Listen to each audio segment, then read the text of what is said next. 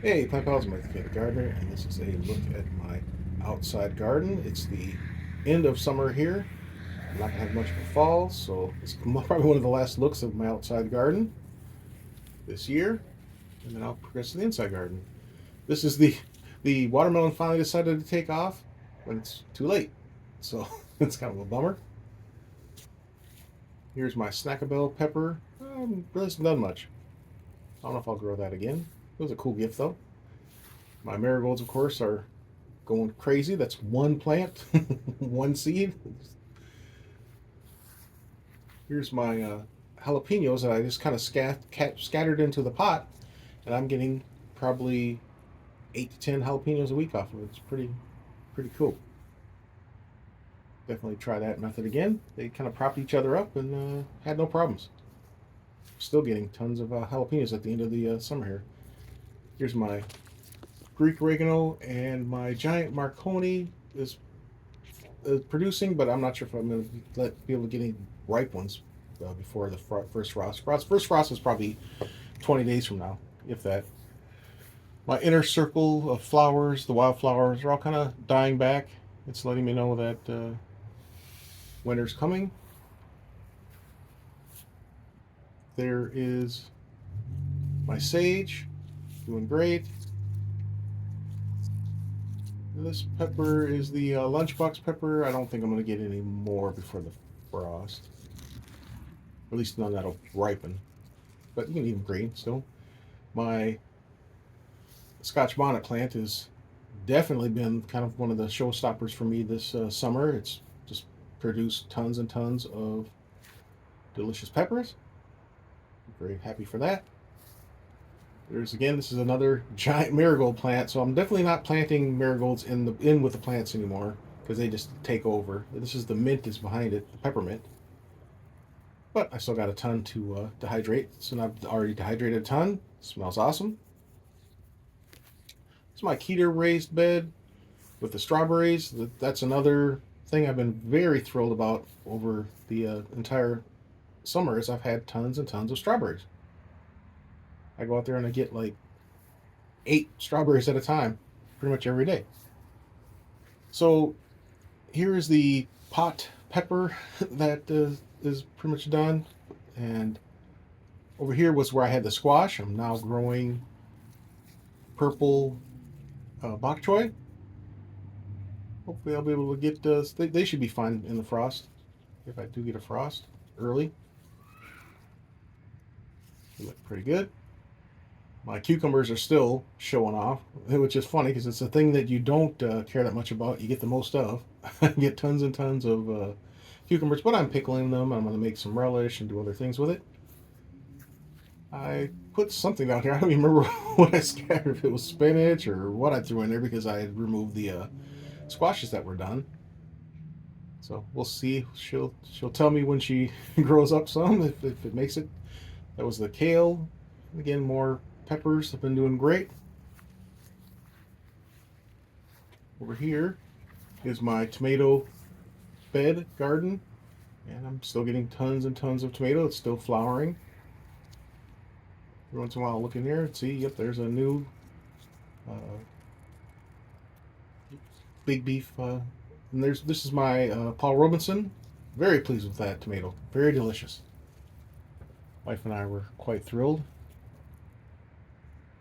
Definitely grow that again and get it started earlier so I can get more. Again, this was one marigold seed. All the marigolds you see here are from one plant, one seed. That's pretty crazy. This is the. Nope, that's ran by it. I guess I was in a hurry. So there's some. So I put zinnias in all the beds. I'll do that again. Zinnias don't take over. They were fine. This is my poor Sugar Rush peach pepper plant, and it's not gonna give me anything. I didn't expect it to. I was too late on it. There's the tomatoes that were supposed to be chocolate sprinkles but aren't, but they're still good. This is my pepper that I got from the grocery store. It's like a longhorn type pepper, and I just took some seeds out and threw it in there, and I'm already getting little peppers off of it. So it's pretty neat that you can just do that. These are my orange spice jalapenos. I'm hoping with hope that I can get some ripe ones before the frost, but even so, they're good green. They're just not as exciting. My corn's pretty much, my corn has, I've already harvested all the corn, so the stalks are kind of dying back, but I'm letting them support the beans. Right here is what you're seeing there is me fighting a giant spider web going across. There's my aromas are did excellent this summer, so I pulled that. Here's my where I was growing the sweet Georgia candy roasters squash and the kombucha squash, and the patty pan didn't do good at all, and the Tigger melon. I won't grow Tigger melon ever again. It was beautiful, prolific. It's still producing Tigger melons. I got like 5 or 6 off of that plant, but they're just not tasty to me. So I'm only going to grow things that I enjoy. I have another candy roaster growing there, and that one should definitely be good by the before the frost. So I'll definitely grow that again. This was the poor patty pan. It's done for. I tried. It could have been just didn't like the area it was in. Didn't like that soil. Even all the soil I use is pretty much the same, but who knows? This was the pimento pepper that was not producing in the area it was in, and so I just stuck it in this thing here, and I got a flower. So it wanted to move. I guess it didn't like its where it was. I cut here just because I was hearing the night. It can't really show it. There were birds. They're flying south, so then I cut back. The birds flying south lets me know that my season is done. And I'm letting these go to seed, dry out, and to save them, I'll maybe give them away to people. I like okra, but I only need like one plant. It's good in stews and stuff. I put a bunch in my freezer. This is they were starting to get, so I removed the cloche because the squirrels had finally stopped digging everything up out of it. And I believe this is the kohlrabi. Yeah, this is the purple kohlrabi. And I'm hoping to get some before the frost. Oh, yeah, beautiful purple. Gorgeous. We'll see. Showing the tag there. I'll definitely grow some of these earlier in the season next year. So this marigold bush is starting to kind of die off, and that strawberry plant there never really did anything, but that's fine because as long as if it dies back and returns next year, I'll be happy. These are I'm not even sure what they were. They were think they were mislabeled or whatever, but they're really nice. They're tasty tomatoes. I eat them in salads all the time. I think they're supposed to be Campbell soup, but I don't think they are because they're very small. And I'm growing sugar. I don't know why I didn't show it. I was growing sugar beets over in the other bed there. There, hopefully get some before the frost. Decided to steal myself a garden snack. Working hard. I'm gonna definitely build a better system next summer to keep the critters out. This worked fine. The mesh, it kept the birds out. The squirrel, he has been staying out of it, but he chewed a big hole in it out of anger, I guess. I didn't think they liked that material. I didn't think they would chew on it, but he did. So I had to clip it. So there's a clip right there. This was my zucchini. I pulled it out. It was pretty much done. The zinnias here, of course, doing great. This was supposed to be spinach. Spinach has always eluded me. No spinach. This is the Ethiopian kale. That's beautiful. I'm going to harvest a ton of that.